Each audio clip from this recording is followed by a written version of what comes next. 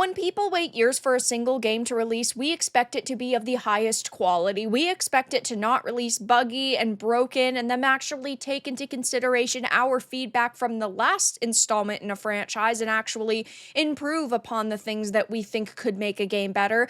But they almost never do. And now Firaxis and 2K have had to promise free updates to Civ players after the latest game has received mixed reviews. But before I get into the topic, if you enjoy the content I create, check out the links in the description, join the community in my live streams, and consider supporting through Patreon or YouTube memberships. Now, leading up to the release of Civ VII, it was facing quite a bit of controversy because of leader changes and just some of the visual elements, and the UI was also heavily criticized. And now that the game is out, even more criticism has been levied towards them, and it did not all blow over for them. It did not go as smoothly as they expected because now they've had to come out and promise free updates because it is being, I wouldn't necessarily say completely wrecked by gamers, but not being as positively received as possible. So Firaxis and 2K promised that it was working on a number of free updates to Civ after the game received mixed reviews. In a recent update on Steam,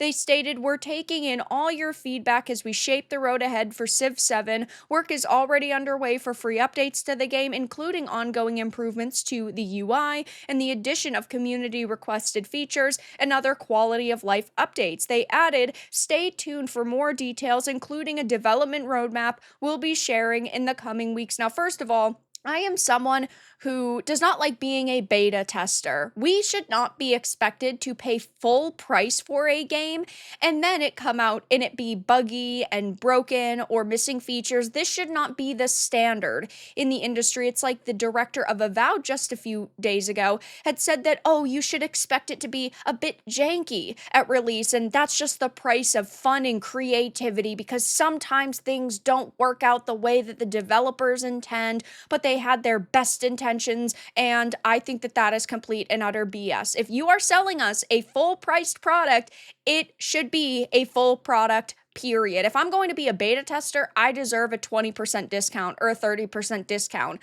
on a product because I am giving you feedback. We need to go back to the days of people actually testing games before they pump them out. But when it comes to Civ, yeah, they have faced a hell of a lot of scrutiny so far, and it's great that they're coming out and that they're saying they're going to take our feedback into consideration and that, oh, they're already working on some of these updates, as they said again, ongoing improvements to UI and the addition of community requested features.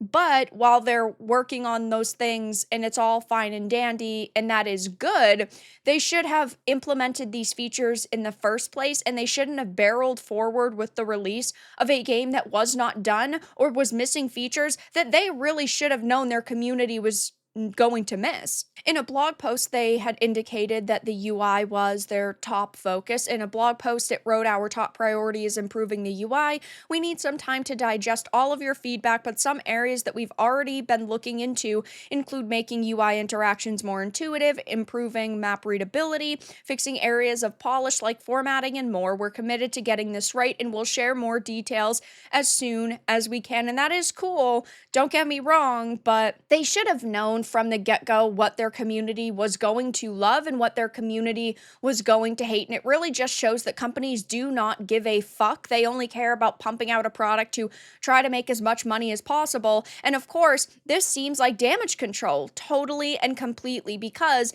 of the review score that it's sitting at. This promise comes in the wake of the game currently having a 51% SteamDB rating, with just 51.9% of all reviews being positive and 48.1% being negative. So it is almost an even 50-50 split, and people are just generally not impressed with the experience that they've been given. Just taking a quick peek at what gamers are actually saying, TLDR, great addition to the Civ series, astoundingly beautiful graphical fidelity, interesting new game mechanics, but horrendous lack of quality of life, stupefying unsatisfying UI, and bottom of the barrel sales practices. Somehow I feel like they kept in everything I hated about the last Civ and got rid of everything I liked, skipped this one. I never write reviews. I have been playing the Civ franchise since the original. I have thousands of hours played in both Civ 5 and 6. I didn't play the prior versions on Steam originally, so I can't even accurately tell you how many hours I spent on 1 to 4. I probably played Civ 2 for at least 3 to 4,000 hours, so I'm a big fan of the franchise, but this does not feel like Civ. It feels like a clone of Humankind, which is not a game I much enjoyed. This new game feels extremely empty. There isn't much to do. The UI is horrible. It is hard to get a good overview of your city or quickly determine what districts you've built. I hate that there are no workers or builders, which means that there's even less to do. The settlement caps are annoying and make exploring pretty worthless. Diplomacy is extremely superficial, and I do like the new independent powers. I like the idea of layering different cultures and traits with each age, but even the implementation of that is flawed. So even the biggest Civ fans are really not thoroughly impressed with this. And sure, there are some people saying that they like it, but these are the positive reviews.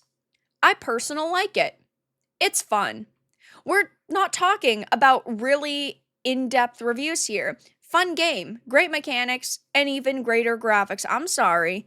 This to me kind of sounds like bot reviews. I'm not saying that all of the positive ones are, but that's extremely suspicious that the people who don't like it are leaving books on why they don't like it and the reasons they think it's not as innovative as it could have been. And then the positive ones are like, yep, I liked it. Very fun game. It just doesn't come across very well.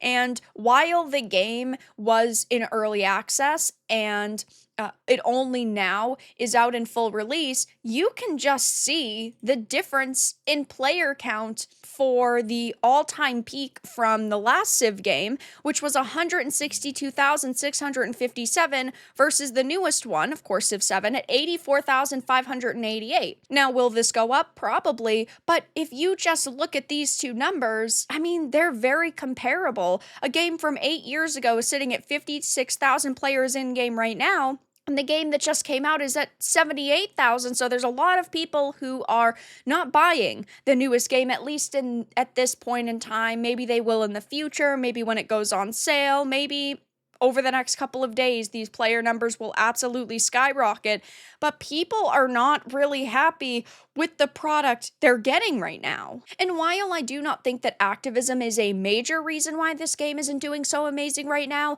I do think that it is still a problem that is being added to the pile of problems, because when they had announced that Harriet Tubman was going to be a playable leader, there were a lot of people that were questioning this decision because while, yes, she is an extremely influential and important person in history, I feel like there are 100 other people that could have been better in this game, that could have been more effective leaders, that could have actually been a little bit more impactful, and a lot of other people agreed, but no, they decided to add Harriet Tubman of all individuals. So this was also a controversy that they put themselves into the middle of just a few months ago. And again, I don't think that activism is a major reason why this game is flopping, but I do think that it is just another small problem that is being added to the major list of problems and the controversial decisions that they made with this title. So over the next few days, it will be interesting to see if they make any other statements. Maybe reviews will become more positive now that the game is open to everybody. Maybe the people who had gotten in with the early access were just being much more critical because they did end up paying a bunch more money to actually access the game early.